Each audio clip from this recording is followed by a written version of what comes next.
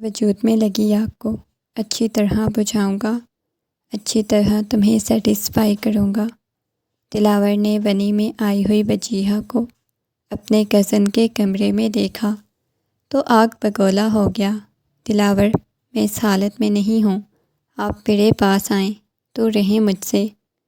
دلاور کے چلتے ہاتھوں کو اپنے وجود سے ہٹانے لگی۔ ابھی پتہ چل جائے گا تم کس حالت میں ہو۔ دلاور اس پہ شدتیں لٹاتا اس کی سسکیاں انجوائے کرنے لگا۔ اچانک اسے احساس ہوا پورے گاؤں والے تماشا دیکھ رہے تھے۔ دلاور خان نے اس کے بازو کو بہت زور سے پکڑا ہوا تھا اور اسے گھسیٹنے والے انداز میں لے کر جا رہا تھا۔ معصوم سی وجیہہ چلاتے ہوئے اپنا بازو چھڑانے کی کوشش کر رہی تھی۔ چھوڑیں مجھے اپنی ماں کے پاس جانا ہے، چھوڑیں مجھے بابا کے پاس جانا ہے۔ چیختے چلاتے ہوئے وہ پورے گاؤں والوں کی نظروں کا مرکز بن چکی تھی۔ سبھی اسے دیکھے جا رہے تھے اور وہ پاگلوں کی طرح خود کو چھڑانے کی کوشش کر رہی تھی۔ چھوڑیں مجھے، دلاور نے لا کر اسے گاڑی میں پھینکا۔ خبردار، ابھی نکاح کیا ہے تم سے اور دوبارہ مجھے تمہاری آواز آئی تو یہیں گاؤں والوں کے سامنے وہ حشر کروں گا تمہارا کہ خود کو پہچان نہیں پاؤ گی۔ دلاور نے اس ونی میں آئی ہوئی لڑکی کو غصے میں چلاتے ہوئے کہا، چھوڑیں مجھے اپنے بابا کے پاس جانا ہے، مجھے ماما کے پاس جانا ہے، چھوڑے نا۔ اس کا رو رو کر حلق تک بیٹھ چکا تھا۔ گاڑی ہواؤں سے باتیں کرتی ہوئی جا رہی تھی۔ گاڑی دوسرے گاؤں کی حدود میں داخل ہوئی اور دلاور خان نے گاڑی کو ایک بڑی سی حویلی کے سامنے روکا۔ گاڑی سے نکلا اور اس کی کلائی کو دبوچتا ہوا اسے گاڑی سے باہر کھینچ کر لے گیا۔ اس کے ہاتھوں میں چوڑیاں ٹوٹ کر لگنے لگی، اس کی سسکیاں نکل رہی تھی۔ 17 سالہ وجیہہ پھر سے ایک دفعہ چلانے لگی، خبردار، جو حویلی میں تمہارے چلانے کی آواز آئی ورنہ منہ توڑ کے رکھ دوں گا۔ یہ کہتا ہوا دلاور اسے لے کر حویلی کے اندر داخل ہو چکا تھا۔ اب بھی وہ خاموش نہیں ہوئی تھی، ابھی تک وہ چیخ رہی تھی۔ پوری حویلی والے اکٹھے ہو چکے تھے۔ جیسے اس لڑکی کو لے کر وہ حویلی میں داخل ہوا تو سامنے سے طلال شاہ بھی آ گئے۔ ان کی پیشانی پہ بل نمودار ہوئے۔ میں نے منع کیا تھا کہ ہم ایسا کچھ بھی نہیں کریں گے، ونی کی رسم کے میں خلاف ہوں، اس کے باوجود تم اس لڑکی کو ونی میں لے کے آ گئے ہو۔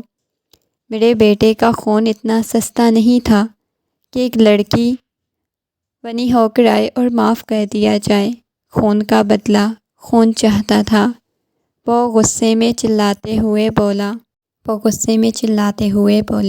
بابا جان، خاموش ہو جائیں، ہم انہیں 2 طرح سے ذلیل کریں گے۔ ان کی لڑکی کو بھی لے کے آئے ہیں اور خون کا بدلہ خون بھی لیں گے۔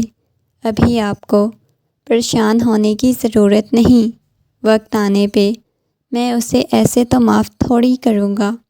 انہوں نے لڑکی دے دی تو اسے معاف کر دوں گا، ابھی تک تو بہت کچھ باقی ہے۔ یہ کہتے ہوئے اس نے وجیہہ کو بالوں سے پکڑ کر اسے طلال شاہ کے قدموں میں پھینکا۔ یہ لڑکی ہے، اسے جو آپ بولیں گے میں اسے ویسے ہی سزا دوں گا، کیونکہ یہ سزا کی مستحق ہے۔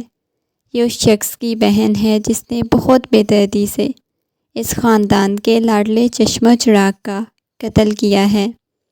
یہ کہتے ہوئے وہ مزید غصے میں آ چکا تھا۔ طلال شاہ نے اسے پاؤں سے ٹھوکر ماری، کہنے لگے، میں اسے دیکھنا بھی نہیں چاہتا، اس کی منحوس شکل کو میری آنکھوں کے سامنے سے لے جاؤ، مجھے اس کے سارے خاندان والوں سے نفرت ہے، میں کسی کو بھی دیکھنا نہیں چاہتا۔ وہ غصے میں چلاتے ہوئے بولے۔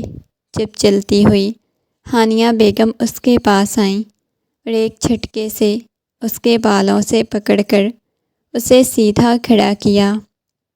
ہانیہ بیگم کی آنکھیں لال انگارہ ہو رہی تھیں اور وہ بس اس کی طرف دیکھے جا رہی تھی۔ تجھے معلوم نہیں مجھے تجھ سے کتنی نفرت ہے۔ میرے بس میں ہوتا تو تیرے خاندان کو فنا کر دیتی۔ میرے جگر کے ٹکڑے کو کتنی بے رحمی سے مارا ہے تمہارے بھائی نے۔ یہ کہتے ہوئے اس کے بالوں میں سے پکڑ کر گھسیٹنے والے انداز میں اپنے کمرے کی طرف لے کر جا رہی تھی۔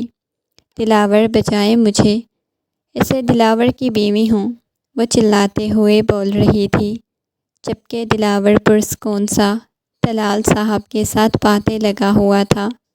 ہانیہ بیگم اسے کمرے میں لے کر آئیں اور لا کر اسے فرش پہ پھینکا۔ تمہیں معلوم ہے میں تمہارے ساتھ کیا کرنے والی ہوں؟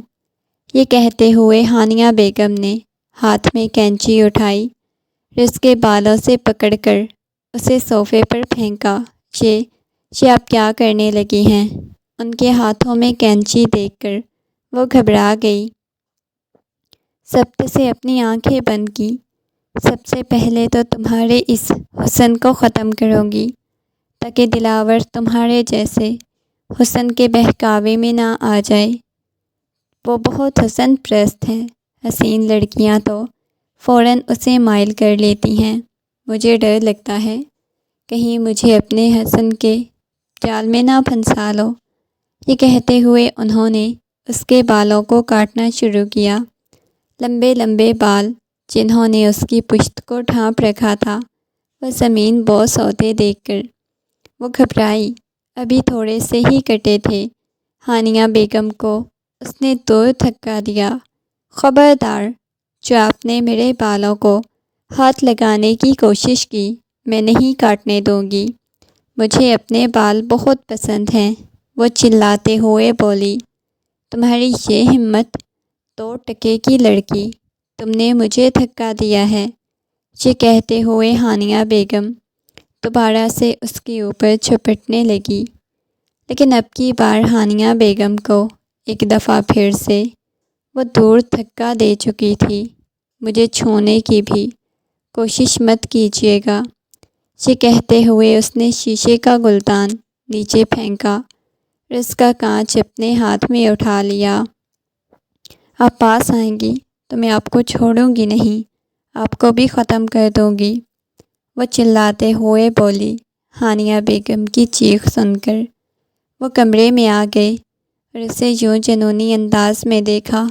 دلاور غصے میں آگ بگولا ہو گیا۔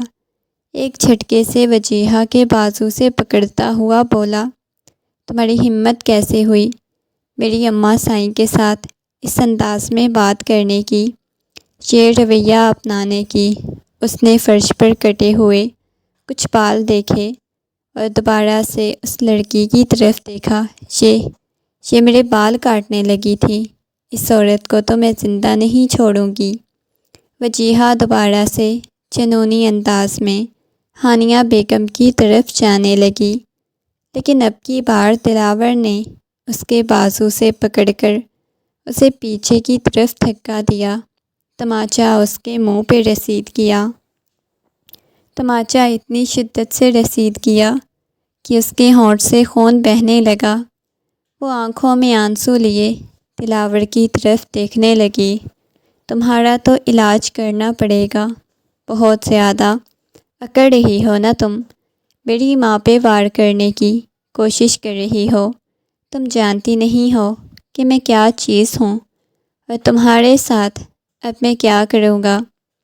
یہ کہتے ہی دلاور شاہ اٹھا اور اسے کھینچنے والے انداز میں اپنے کمرے کی طرف لے جانے لگا، جبکہ وہ نہیں جانتی تھی دلاور شاہ اس کے ساتھ کیا کرنے والا ہے، لیکن جو بھی کرنے والا ہے کچھ اچھا نہیں ہونے والا۔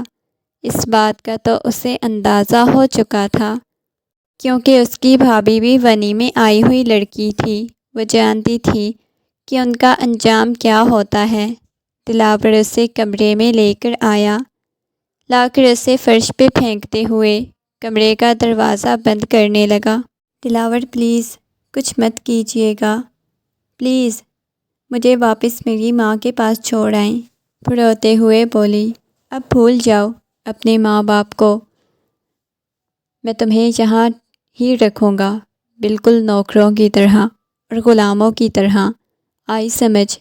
یہ کہتے ہوئے دلاور نے اس کے بالوں کو دبوچ کر اس کے چہرے کو اپنے چہرے کے قریب کیا۔ تم صرف ایک سزا کی مستحق تھی، لیکن میری ماں کے ساتھ بدتمیزی کرنے کے بعد تمہیں دوبارہ سے اور بھی سزا ملے گی۔ یہ کہتے ہوئے دلاور نے اس کی کلائی کو مروڑا تو اس کی چیخ نکلی، مجھے درد ہو رہا ہے۔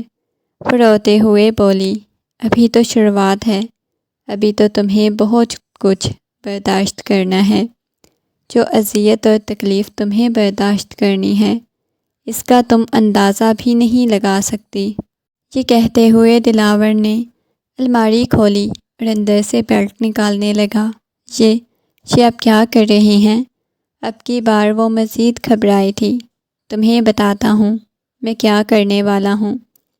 یہ کہتے ہوئے دلاور نے اس کے بازو سے پکڑا اور واش روم کی طرف لے جانے لگا۔ وہ بار بار اپنا بازو چھڑانے کی کوشش کرنے لگی، چاروں اطراف دیکھنے لگی، اسے کوئی راہ فرار نظر نہیں آ رہی تھی۔ دلاور اسے واش روم لے کر آیا اور لا کر اسے شاور کے نیچے کھڑا کر دیا۔ شاور اوپر سے آن کر دیا۔ ٹھنڈا پانی اس کے وجود کے اوپر پڑا تو اسے اپنا سانس بند ہوتا ہوا محسوس ہو رہا تھا۔ باہر سردی کی شدت بہت زیادہ تھی۔ دلاور نے اسے ٹھنڈے پانی کے نیچے کھڑا کر دیا۔ یہ آپ کیا کر رہے ہیں؟ مجھے ٹھنڈ لگ رہی ہے، روتے ہوئے بولنے لگی۔ پہلی دفعہ اسے بہت شدت سے دلاور سے خوف محسوس ہوا تھا۔ تھوڑی ہی دیر پہلے تک تو بہت بہادر بن رہی تھی، لیکن اب اس کی ساری بہادری ختم ہو چکی تھی۔ وہ بس خود کو چھڑانے کی طاقت میں لگی ہوئی تھی۔ جب دلاور نے اس کے گیلے وجود پر زور سے بیلٹ کی ضرب لگائی، اس کی چیخ پورے واش روم میں گونجی۔ دلاور نے اس کے منہ پہ ہاتھ رکھ کر اسے پیچھے دیوار کے ساتھ لگا دیا۔ اب کی بار وہ دونوں بھیگ چکے تھے۔ دلاور کے بالوں سے پانی نکل کر اس کے اوپر گر رہا تھا۔ چھوڑے مجھے۔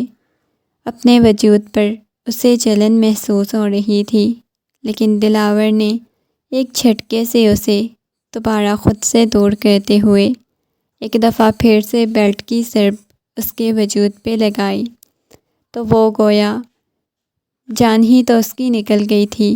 اس نے دلاور کو پیچھے کی طرف دھکا دیا اور خود کو بچانے کی کوشش کرنے لگی۔ جس انداز میں تم خود کو بچاتی ہو نا، یہ تمہیں بہت مہنگا پڑنے والا ہے، کیونکہ تم مجھ پہ ہاتھ اٹھانے کی کوشش کرتی ہو، اور مجھے پہ ہاتھ اٹھانے والی عورتیں مجھے زہر لگتی ہیں۔ یہ کہتے ہوئے ایک دفعہ پھر سے دلاور اس کے اوپر وار کر چکا تھا۔ تمہیں پتہ ہے تم بہت زیادہ حسین ہو، لیکن میں حسن پرست بھی ہوں، مگر پھر بھی تمہارا یہ حسن مجھے بہکا نہیں سکتا۔ یہ کہتے ہوئے دلاور نے اسے باتھ ٹب کی طرف دھکا دیا۔ اس سے پہلے کہ وہ کچھ کہتی، اس نے دلاور کے گریبان سے پکڑا۔ دلاور سیدھا اس کے اوپر آ گرا۔ وہ گہرے گہرے سانس لے رہی تھی۔ اس کی آنکھیں چاروں اطراف گھوم رہی تھی، راہ فرار تلاش کر رہی تھی۔ اس کے لب کپ کپا رہے تھے، لیکن دلاور کی نگاہیں ایک لمحے کے لیے جیسے اس پر ہی ٹک گئیں۔ اس نے دلاور کی طرف دیکھا، اس کی بھی آنکھیں گویا دلاور کی آنکھوں میں ٹک گئیں۔ وہ خود کو چھڑانے کی کوشش کر رہی تھی، اور اس کے اوپر وہ ورزشی جسم کا مالک اسے اپنے اوپر سے ہٹانے کی کوشش کر رہی تھی، لیکن چاہ کر بھی نہیں ہٹا پا رہی تھی۔ دلاور نے اس کے بالوں میں انگلیاں پھنساتے ہوئے اگلے ہی لمحے اسے قید کر چکا تھا۔ وہ خود کو چھڑانے کی کوشش کرنے لگی۔ اسے اپنا سانس بند ہوتا ہوا محسوس ہونے لگا۔ آنکھیں یوں محسوس ہو رہا تھا جیسے ابھی ابل کر باہر آ جائیں گی۔ اپنے وجود پر بیلٹ سے لگنے والی ضرب پر وہ اب جلن محسوس کر رہی تھی۔ کتنی شدت سے اس نے ظلم کیا تھا، اور اب یہ ظلم اس سے بھی بڑا تھا۔ برداشت ہی نہیں کر پا رہی تھی۔ اگلے ہی لمحے دلاور نے اسے دور دھکا دیا۔ چھوڑے مجھے، اس کی مونچھوں کی چبھن اپنے کندھے پر محسوس کرتے ہوئے اس کے بازو پر اپنے ناخن گاڑ چکی تھی۔ دلاور کو بھلا کہاں اثر ہو رہا تھا؟ آج تک کبھی وہ کسی لڑکی کے اتنے قریب نہیں گیا تھا۔ بہت حسین حسین لڑکیاں اس کے آگے پیچھے گھومتی تھیں۔ شاید وجہ یہ تھی کہ یہ اس کے نکاح میں تھی، جس کی وجہ سے وہ اپنی تمام تر حدود پار کر رہا تھا۔ اس کے ہاتھ دھیرے دھیرے وجیہہ کی طرف بڑھنے لگے۔ جب دروازہ کھٹکنے کی آواز آئی تو وہ جلدی سے اسے دور ہوا۔ بھیگا ہوا لباس تھا، وہ بھی مکمل طور پر بھیگی ہوئی تھی۔ آج کے لیے اتنا ہی کافی ہے، یہ کہتے ہوئے دلاور اٹھ کر باہر آیا۔ اس نے پوچھا تو باہر سے ملازمہ کی آواز آئی۔ ملازمہ کی بات سننے کے بعد وہ ڈھیلا سا ٹراؤزر شرٹ نکالتا چینجنگ روم کی طرف چلا گیا۔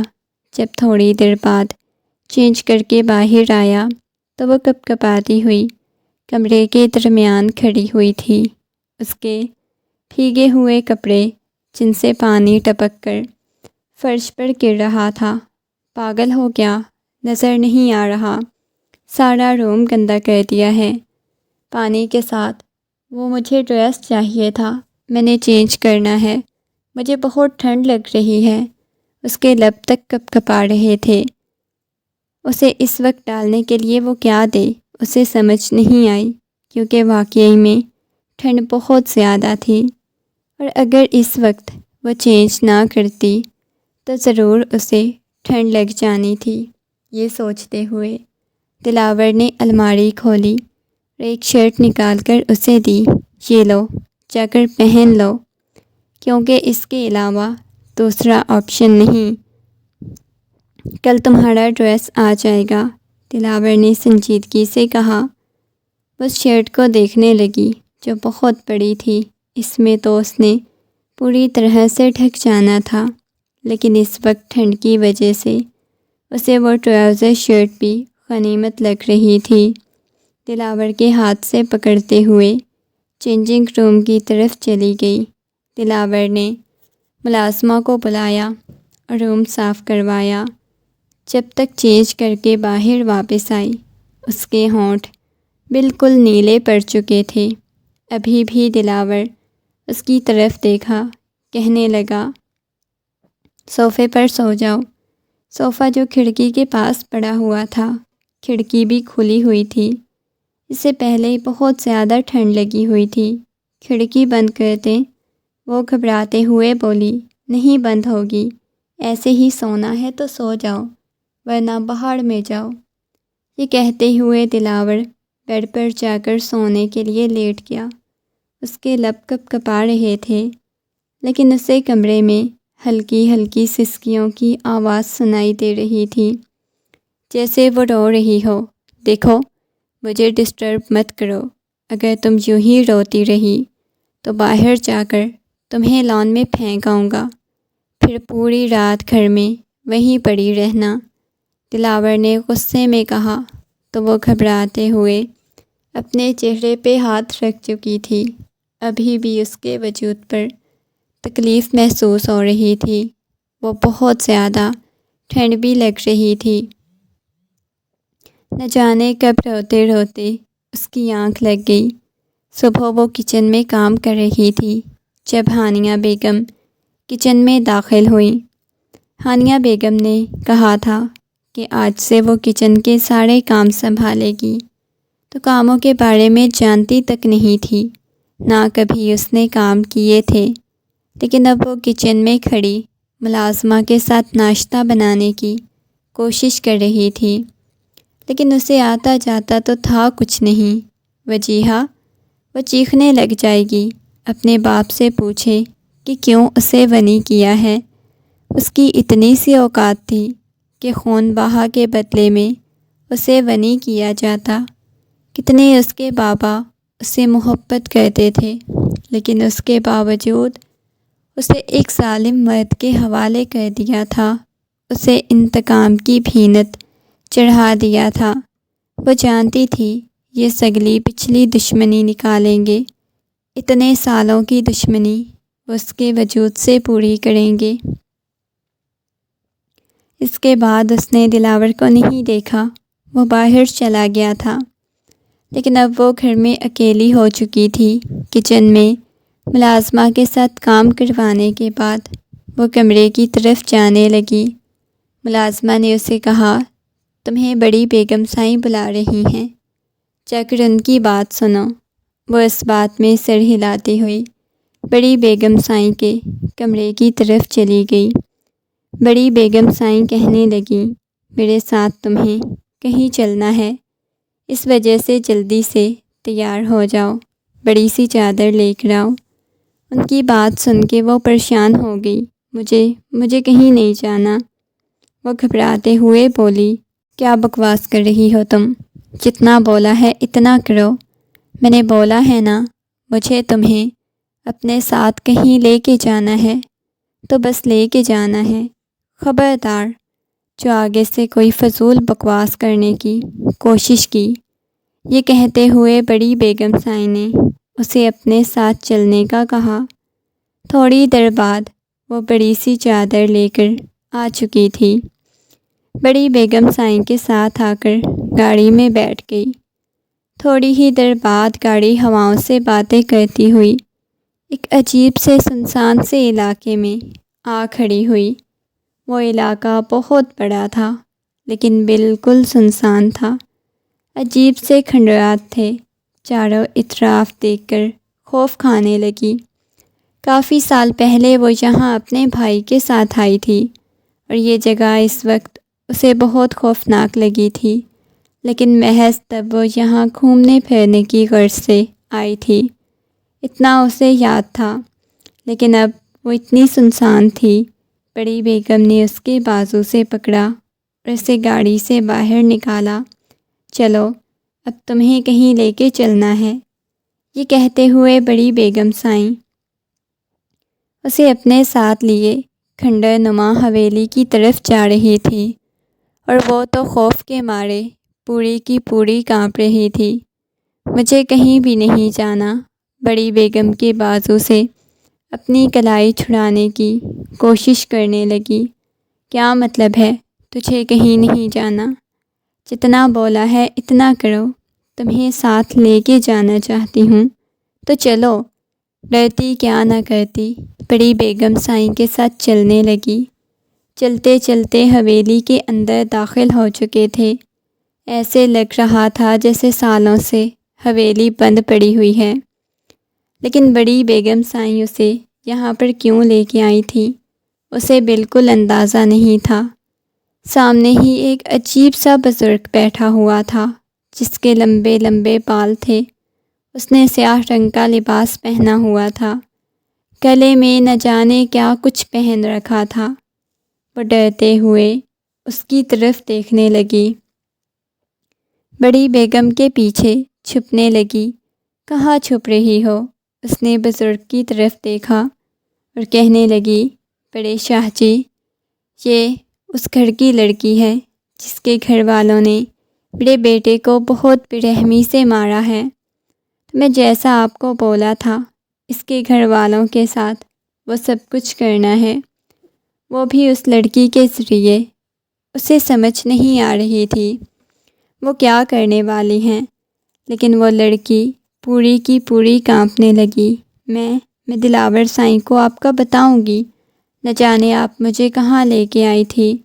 اس بزرگ کے پاس روتے ہوئے بولی، دیکھو، میرے ساتھ فضول بکواس کرنے کی ضرورت نہیں ہے۔ بڑی بیگم سائیں نے غصے میں کہا، تو وہ ابھی بھی ڈر رہی تھی۔ اگلے ہی لمحے وہ بزرگ کہنے لگا، یہ پانی، اسے پلانا۔ وہ عجیب سا پانی تھا، لال رنگ کا پانی۔ وہ نفی میں سر ہلاتے ہوئے بولی، مجھے نہیں پینا، گندا خون سا لگ رہا ہے، مجھے نہیں پینا۔ وہ ڈرتے ہوئے بولی، جتنا بولا ہے اتنا کرو۔ اور نہیں پینا؟ وہ ڈرتے ہوئے بولی۔ وہ بزرگ بار بار یہی ضد کر رہا تھا۔ بڑی بیگم سائی نے غصے میں اس کی طرف دیکھا اور پینے کے لیے کہا، اگر نہیں پیے گی تو یہیں پر اس کھنڈر میں پھینک کر تجھے چلی جاؤں گی۔ بڑی بیگم نے غصے میں جیسے ہی یہ بات کی تو وہ ڈرتے ہوئے اس پیالے کی طرف دیکھنے لگی جس میں لال رنگ کا نہ جانے کیا تھا۔ اسے تو خون سا محسوس ہو رہا تھا، الٹی محسوس ہونے لگی۔ ایسے لگ رہا تھا جیسے ہر طرف سے بدبو آ رہی ہو۔ اس نے بے دلی سے اپنے منہ کے ساتھ لگایا، ایک گھونٹ بھرا ہی تھا، اسے الٹی محسوس ہونے لگی۔ عجیب طرح کی اس کے اندر سے خوشبو آ رہی تھی، جیسے نہ جانے کیا اس کے اندر پرفیوم پھینکے گئے ہوں، لیکن بہت بے دلی سے وہ پی رہی تھی۔ ہر چیز اپنی آنکھوں کے سامنے گھومتی ہوئی محسوس ہو رہی تھی۔ آنکھیں لال انگارہ ہونے لگیں۔ اس کے بعد اسے احساس ہی نہ ہوا کب وہ بے ہوش ہو گئی۔ جب اسے ہوش آئی تو اس نے خود کو ایک کمرے میں پایا۔ اس نے چاروں اطراف کمرے کو دیکھا، یہ دلاور کا ہی کمرہ تھا۔ اسے کچھ یاد نہیں آ رہا تھا اس کے بعد اس کے ساتھ کیا ہوا تھا کیا نہیں، لیکن اس نے اپنے پورے وجود میں درد کی ٹیسیں اٹھتی ہوئی محسوس کی۔ ایسے لگ رہا تھا جیسے اس کے وجود پر بہت ظلم کیا گیا ہو، اسے مارا پیٹا گیا ہو۔ وہ کمرے کے چاروں اطراف دیکھنے لگی، ڈر کر بیٹھ گئی۔ اس نے اپنے ہاتھوں کو دیکھا جو کانپ رہے تھے پورے وجود میں۔ ایسے لگ رہا تھا جیسے بیلٹوں کے ساتھ اسے مارا گیا ہو۔ اٹھ کر بیٹھ گئی، رونے لگی، گھٹنوں پہ سر رکھے۔ وہ بہت شدت سے رو رہی تھی، اتنی بری طرح سے تو کل رات بھی نہیں روئی تھی جب دلاور نے اس پر اتنا ظلم کیا تھا، جتنی بری طرح سے وہ اب رو رہی تھی۔ اس نے گھڑی کی طرف دیکھا، رات ہو چکی تھی۔ وہ صبح ٹائم اس پیر صاحب کے پاس گئی تھی، لیکن اب رات بھی ہو چکی تھی، تو سارا دن وہ بے ہوش رہی، سوئی رہی۔ اسے کچھ بھی یاد نہیں آ رہا تھا، لیکن عجیب بے چینی بنی ہوئی تھی۔ رات کا نہ جانے کون سا پہر تھا جب کمرے کا دروازہ کھلا۔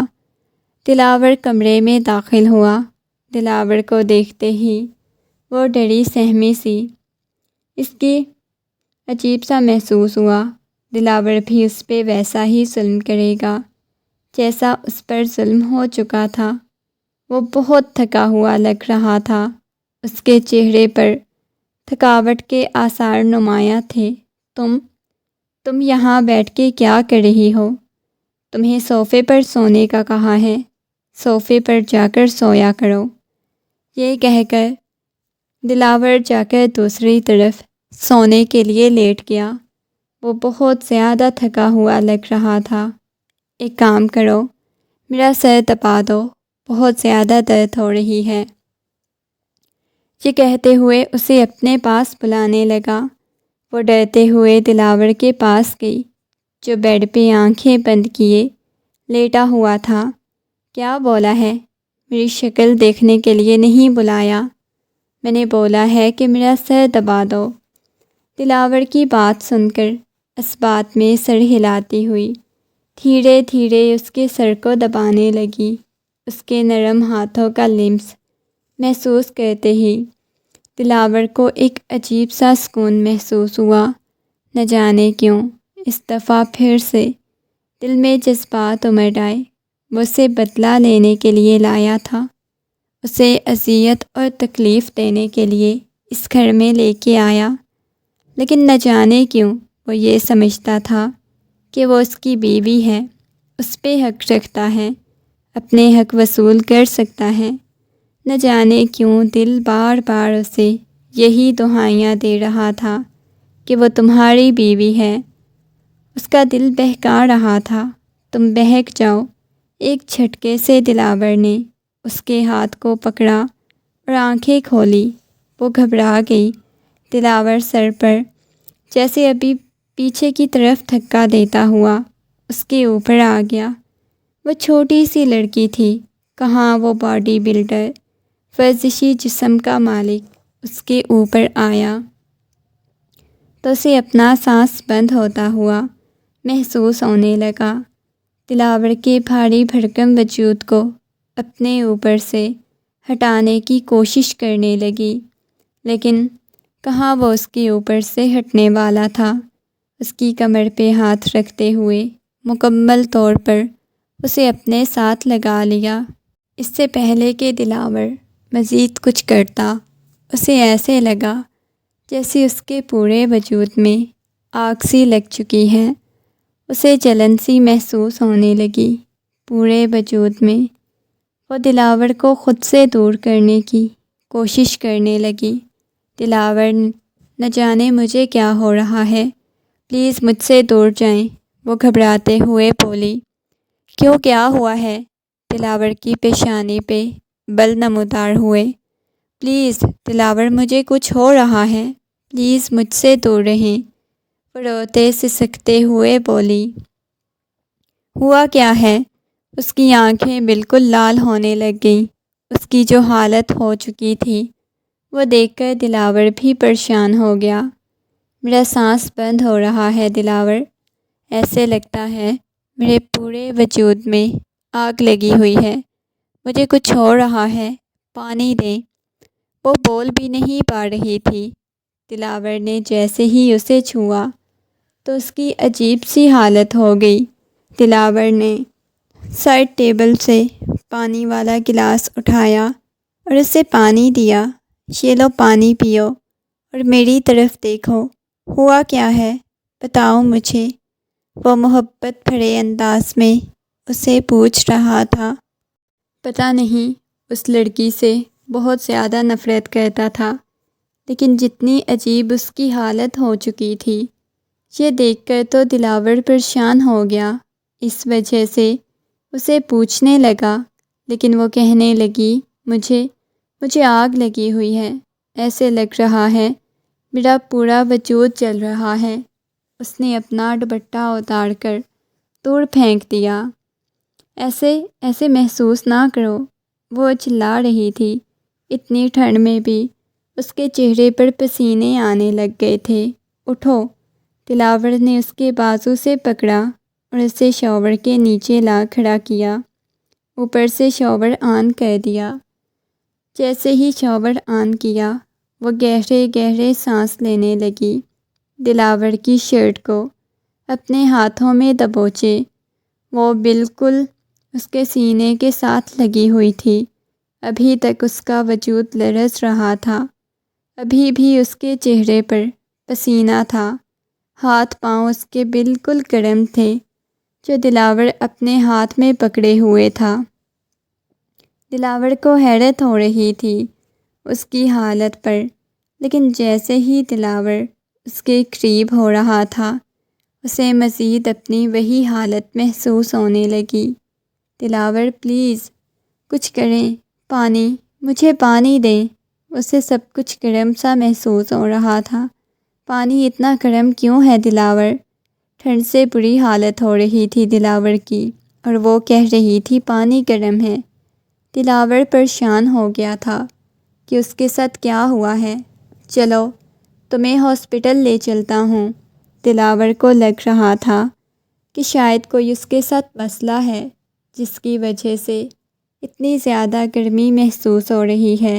نہیں، مجھے کہیں نہیں جانا، مجھے یہاں سے باہر نہیں جانا۔ دلاور اسے باہر لے جانے کی کوشش کرنے لگا، لیکن نہ جانے کیوں اسے ایسے لگ رہا تھا جیسے وہ باہر جائے گی تو اس کے ساتھ نہ جانے کیا ہو جائے گا۔ اس وجہ سے وہ نفی میں سر ہلانے لگی۔ نہ جانے کتنی دیر تک وہ روتی رہی، اسے بتاتی رہی کہ اسے خوف محسوس ہو رہا ہے، ڈر لگ رہا ہے، لیکن اچانک ہی وہ بے ہوش ہو گئی، اس کی باہوں کے حصار میں جھول گئی، اس کی ناک سے ہلکا ہلکا سا خون بہنے لگا، جو دیکھ کر دلاور تھوڑا پریشان ہوا تھا۔ اس لڑکی کو اچانک سے کیا ہو گیا ہے؟ دلاور نے اسے اپنی باہوں کے حصار میں اٹھایا۔ اتنی دیر میں دلاور خود پورا کا پورا کانپنے لگ گیا، لیکن وہ لڑکی پسینے میں شرابور تھی، اوپر سے وہ بھیگی ہوئی تھی۔ اس کے باوجود اتنا پسینہ آنا، دلاور کو اس بات کی کچھ سمجھ نہیں آئی تھی۔ اسے بیڈ پر لٹانے کے بعد اس کے چہرے کی طرف دیکھنے لگا، بند آنکھیں، بھینچے ہوئے لب، اس کی پیلی پڑتی ہوئی رنگت۔ دلاور جا کر بلکونی میں کھڑا ہو گیا۔ کافی دیر بلکونی میں کھڑا سگریٹ پھونکتا رہا، پھر مڑ کر اس لڑکی کی طرف دیکھا۔ بے شک وہ ونی میں آئی ہوئی لڑکی ہے، لیکن میں اتنا لاپرواہ کیسے ہو سکتا ہوں؟ اس کی ایسی حالت، مجھے خیال کرنا چاہیے۔ کافی رات کے وقت شاید وہ کمرے کے چاروں اطراف دیکھنے لگی۔ میں کہاں ہوں؟ وہ گھبراتے ہوئے بولی۔ اس کی یادداشت پہ کوئی اثر پڑ گیا ہے کیا؟ جو ایسے کمرے کو دیکھتے ہوئے پوچھ رہی تھی کہ میں کہاں ہوں؟ تم اپنے کمرے میں ہو، دلاور نے نرمی سے کہا۔ اس وقت جو کنڈیشن اس کی تھی، دلاور کسی قسم کا ظلم نہیں کرنا چاہتا تھا، اس وجہ سے نرمی سے اس کے ساتھ بات کر رہا تھا۔ اگلے ہی لمحے وہ روتے ہوئے دلاور کے سینے سے لگ گئی۔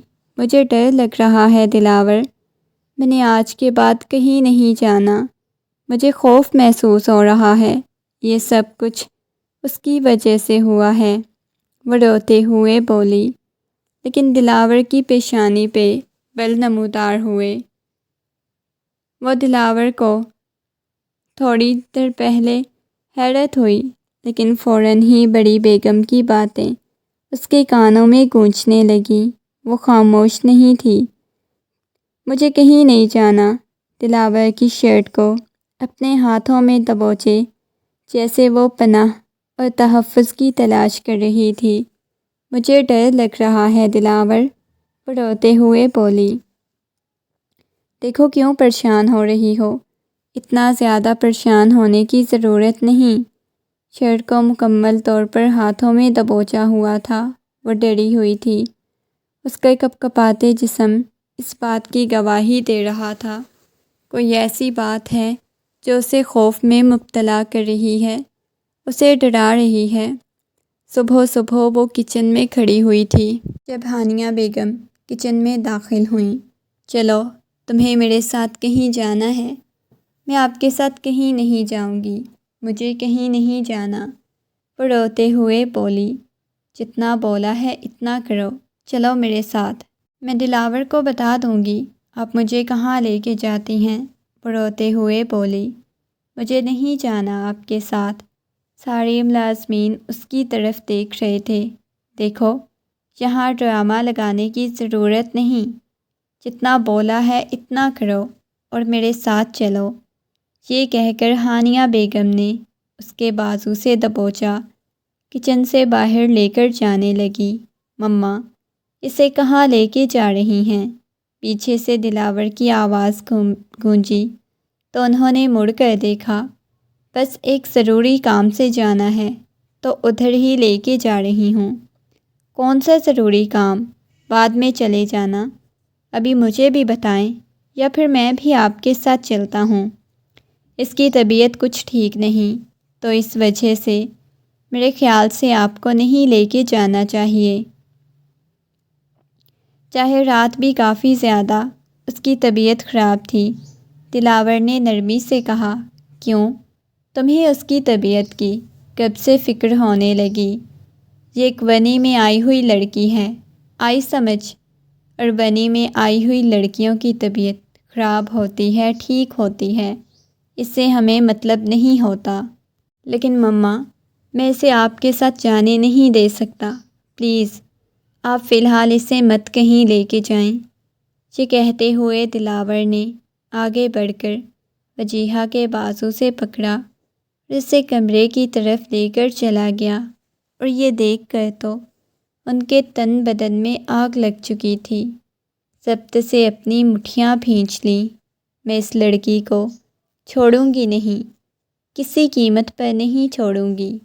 یہ میرے بیٹے کو اپنے حسن کے جال میں پھنسانے کی کوشش کر رہی ہے، میں اس کے حسن کو ہی تباہ و برباد کر دوں گی۔ وجیہہ تمہیں میں چھوڑوں گی نہیں، تم مجھ سے میرے بیٹے کو چھیننے کی کوشش کرو گی۔ ایک میرا بیٹا تو تمہارے گھر والوں نے مار دیا ہے، تم اسے مجھ سے چھینو گی، تمہیں میں ایسا کبھی نہیں کرنے دوں گی۔ ہانیہ بیگم جنونی انداز میں بول رہی تھی، جبکہ وہ اسے کمرے میں لے کے آ چکا تھا۔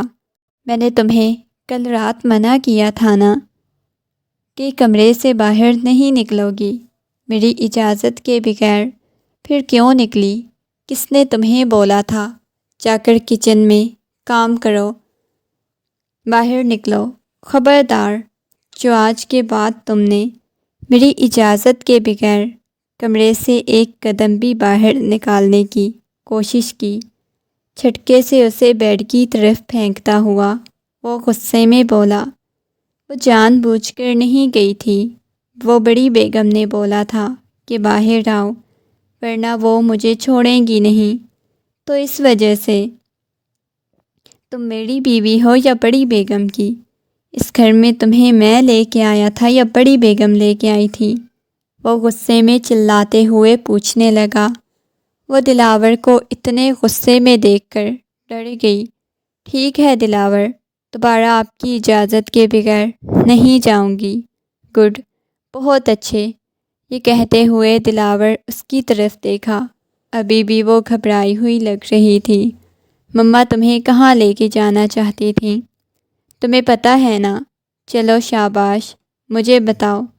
نہیں، کہیں بھی نہیں لے کے جانا چاہتی تھی، وہ بس مجھے، اس سے آگے وہ کچھ بولی ہی نہیں۔ جتنا پوچھا ہے اتنا بتاؤ۔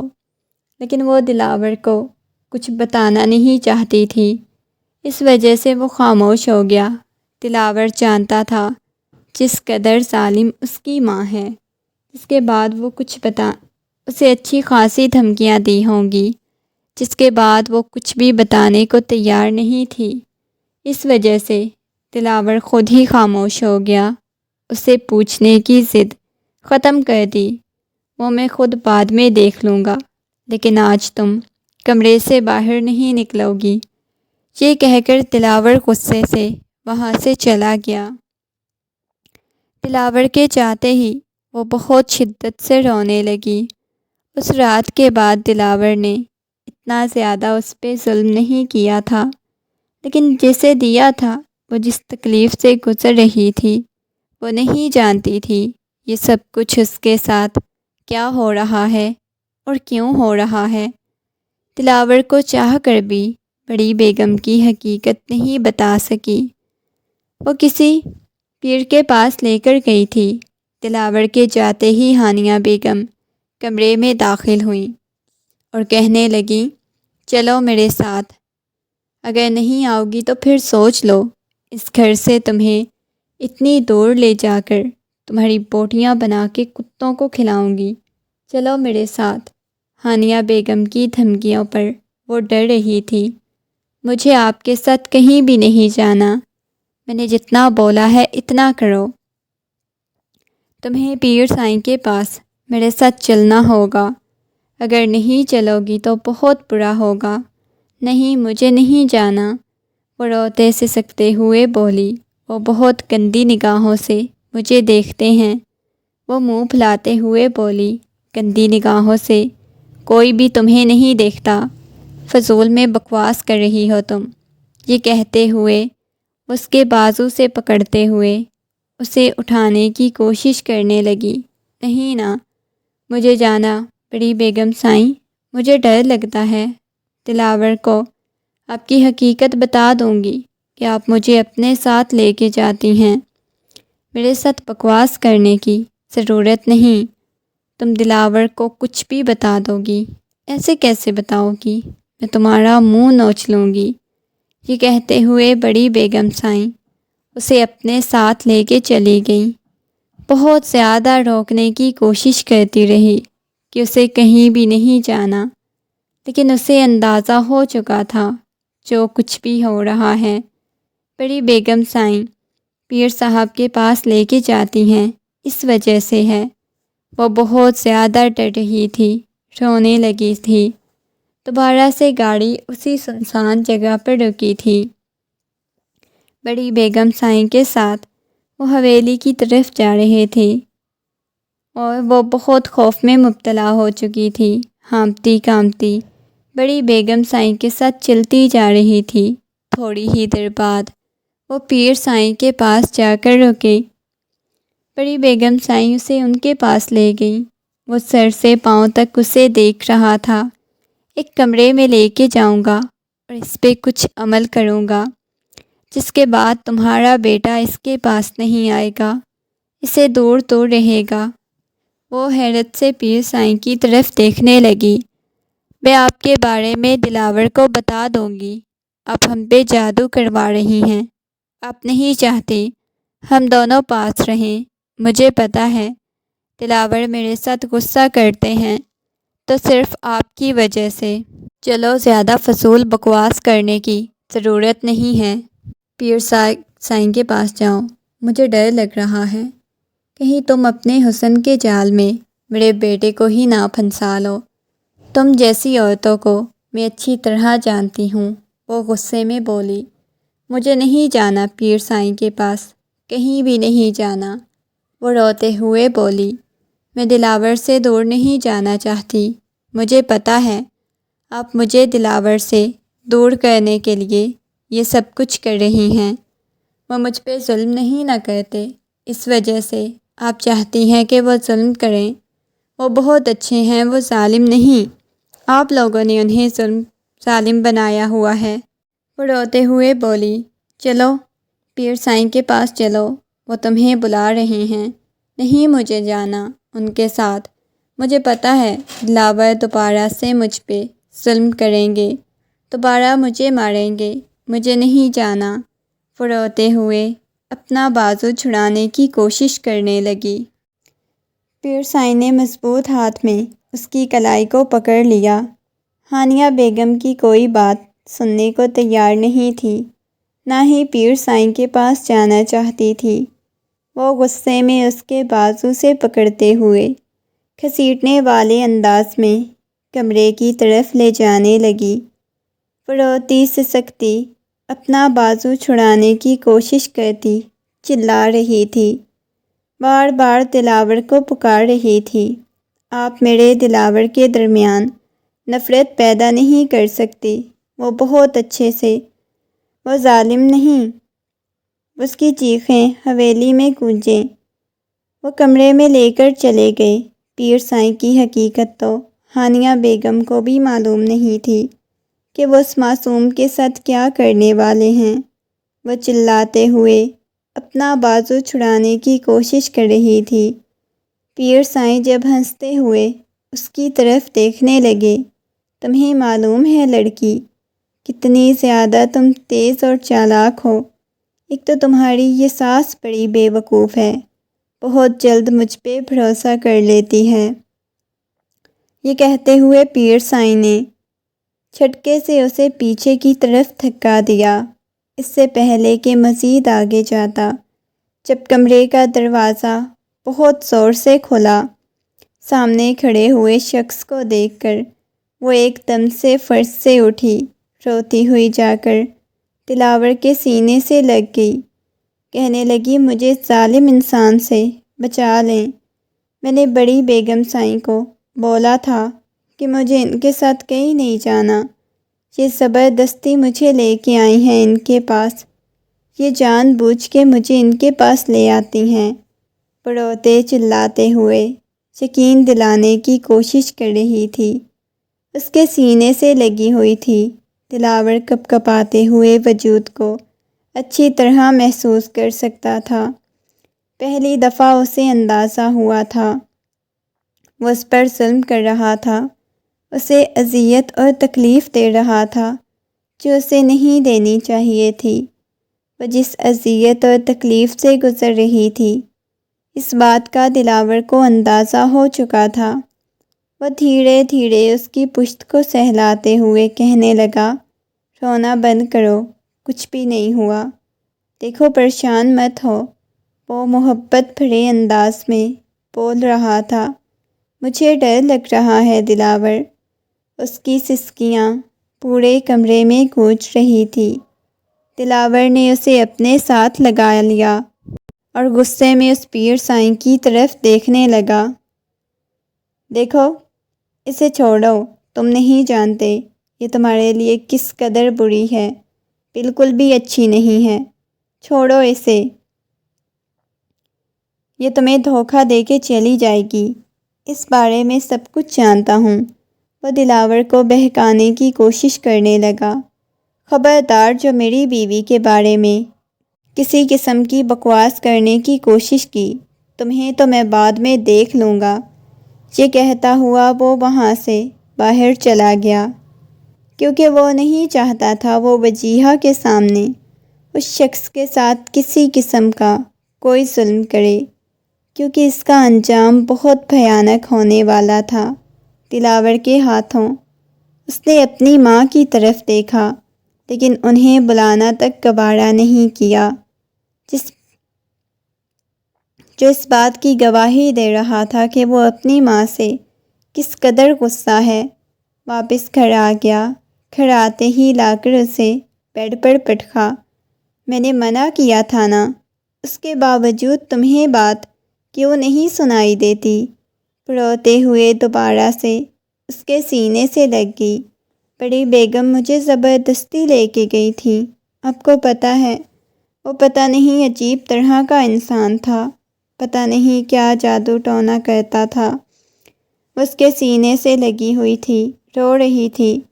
آپ مجھ پہ ظلم نہیں کریں گے نا دوبارہ؟ میری کوئی غلطی نہیں، میرا تو کوئی قصور نہیں نا، آپ مجھے نہیں ماریں گے؟ وہ روتے ہوئے بول رہی تھی، جبکہ دلاور خاموش ہو گیا، کمرے سے باہر چلا گیا۔ سارا دن اس نے روتے روتے گزار دیا۔ اسے ایک عجیب سا خوف لاحق ہو گیا تھا۔ رات کا نہ جانے کون سا پہر تھا جب دلاور کمرے میں داخل ہوا۔ بہت زیادہ تھکا ہوا لگ رہا تھا۔ آتے ہی گرنے والے انداز میں بیڈ پر لیٹ گیا۔ اس نے دلاور کی طرف دیکھا، چلتی ہوئی دلاور کے پاس آئی، اس کی پیشانی پہ ہاتھ رکھتے ہوئے دھیرے دھیرے اس کی پیشانی کو دبانے لگی۔ اس نے نگاہیں اٹھا کر وجیہہ کی طرف دیکھا، اگلے ہی لمحے اس کے بازو سے پکڑتے ہوئے اپنے سینے سے لگا لیا، اس کے گرد بازوؤں کا حصار تنگ کرتا ہوا کہنے لگا، دوبارہ ایسے کسی کے پاس جانے کی کوشش کی تو بہت برا کروں گا، محبت کرنے لگا ہوں تم سے یار، پیاری لگنے لگی ہو، اچھی لگنے لگی ہو، مجھے نہیں تمہیں کھونا۔ آج کے بعد تم حویلی والوں میں سے کوئی بھی ظلم نہیں کرے گا۔ ہاں واقعی میں حسن پرست ہوں، مجھے حسین لوگ بہت جلدی بھا جاتے ہیں، خوبصورتی کو بہت جلدی میں اپنی زندگی میں قبول کرتا ہوں، لیکن تمہیں معلوم ہے تم خود معصوم ہو، حسین ہو، میری بیوی بھی ہو، سب سے بڑی بات خوبصورت معصوم حسین بیوی کسی مرد کے پاس ہوگی تو وہ بھلا کیوں ظلم کرے گا؟ تمہارے بھائی سے اور تمہارے باپ سے بدلہ لوں گا، تم سے بدلہ نہیں لینا چاہتا، تمہاری خاطر سب سے جھگڑ سکتا ہوں، اپنے ماں باپ سے، بہن بھائیوں سے، سب سے، کیونکہ تم بے قصور ہو، یہ چیز سمجھنے کی ضرورت ہے۔ وہ محبت بھرے انداز میں بول رہا تھا اور وہ شخص کی طرف دیکھ رہی تھی جو اسے اپنی محبت کا یقین دلا رہا تھا، اسے بتا رہا تھا کہ وہ اس کے لیے کتنی اہم ہے۔ کتنی ضروری ہے۔ دلاور کے سینے پہ سر رکھتے ہوئے کہنے لگی، مجھے ہمیشہ آپ کے پاس رہنا ہے۔ مجھے سب بہت برے لگتے ہیں۔ میرے ماما بابا مجھے ظلم کرنے کے لیے آپ کے حوالے کیا۔ احساس کرنا چاہیے تھا کہ میں ان کی بیٹی ہوں۔ ایسا نہیں میرے ساتھ کرنا چاہیے، لیکن پھر بھی انہوں نے ایسا کیا۔ تو اب آپ نہیں نہ ماریں گے مجھ پہ ظلم نہیں نہ کریں گے، بیلٹ کے ساتھ نہیں ماریں گے، پر روتے ہوئے بولی۔ تو دلاور نے اس کے آنسو چوم لیے اور کہنے لگا، نہیں، کبھی نہیں ماروں گا، کبھی ظلم نہیں کروں گا۔ دھیرے دھیرے اس کی پشت کو سہلاتا ہوا مکمل طور پر اپنے بازوؤں کے حصار میں لے چکا تھا۔ وہ کہنے لگی، مجھے ہمیشہ آپ کے پاس رہنا ہے، مجھے آپ سے دور جانا ہی نہیں، بہت اچھے ہو۔ یہ کہتے ہوئے وہ اپنی آنکھیں بند کر کے دلاور کی گستاخیاں بڑھنے لگی۔ وہ چاہ کر بھی دلاور کو خود سے دور نہیں کر پا رہی تھی، اپنا آپ دلاور کے حوالے کر چکی تھی۔